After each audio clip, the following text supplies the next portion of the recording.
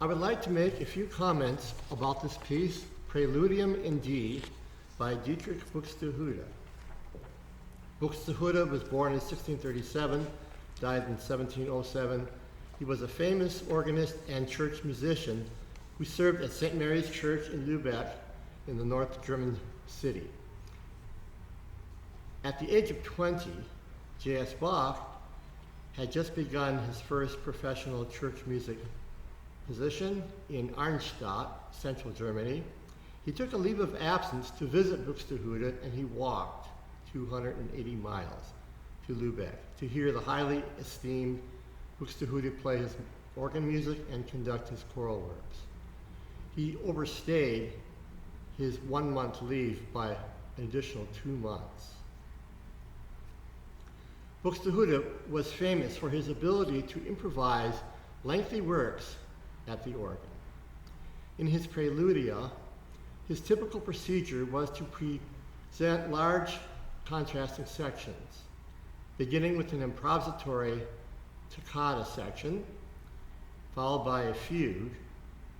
You might remember that a fugue features successive statements of an initial melodic and rhythmic idea in each voice.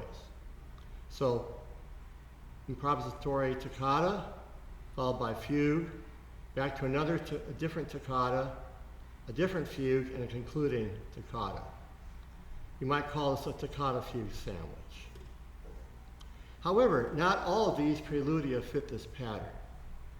This particular piece, the Praludium in D, emphasizes the improvisatory sections and actually has only one fugue. And that fugue has the following subject or melodic and rhythmic pattern, which I will play for you now.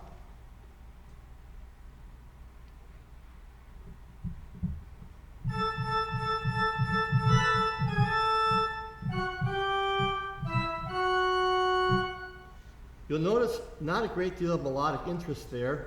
It begins with a series of repeated notes, and when you hear the next entrance, these little rests fit together between the parts quite nicely. I'll play another entrance.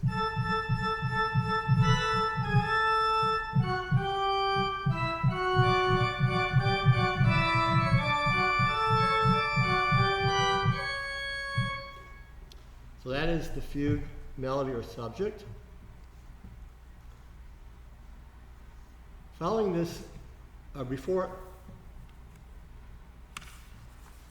improvisatory sections in this work are characterized by a free approach to playing whatever comes to mind in the moment. This approach finds great delight in the imaginative powers of the composer. In fact, a famous music theorist of the time, Johann Mattheson, calls this way of playing stilus fantasticus, or fantastic style. Here, virtuosity and unpredictability reign supreme. So how are these features exhibited in this work, especially the fantastic style?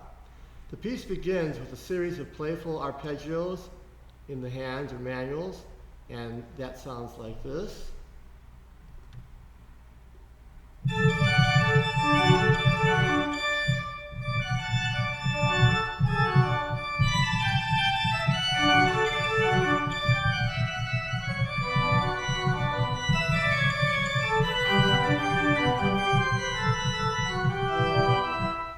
Etc. A little bit later, we have a dialogue in 16th note passages between the manuals together and the pedal. So a little dialogue between these two parts.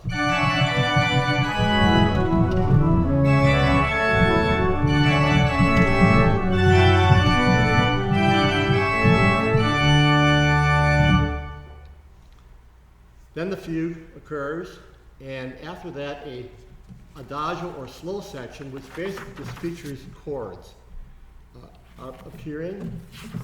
That's barely underway when it gets interrupted by another toccata section, which is quite extensive. It sounds like this.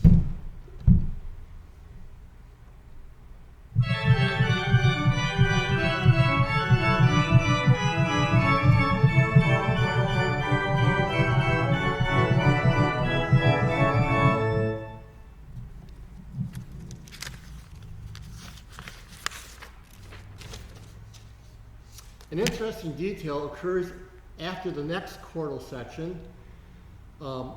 We have a presentation of the basic chord progression, which is this.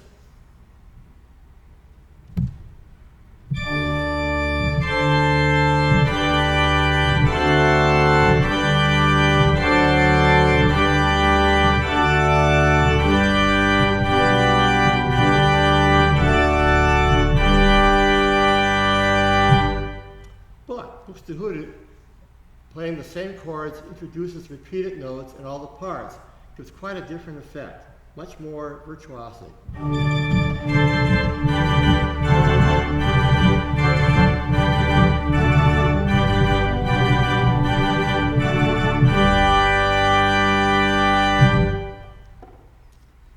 Finally, let me conclude with a personal observation. I have been playing this piece for almost 50 years. Today, I am playing it somewhat differently, choosing, for the sake of variety and surprise, to feature echoes between the manuals in many of the improvisatory sections. But to illustrate briefly what this effect this has, if I play the opening the old way, all in one keyboard, it sounds like this.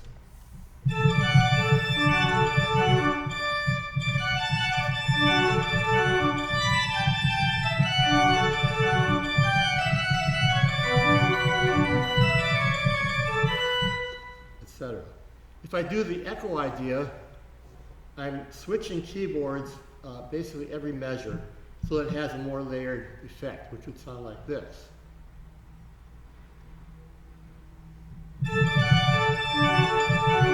Echo. Statement.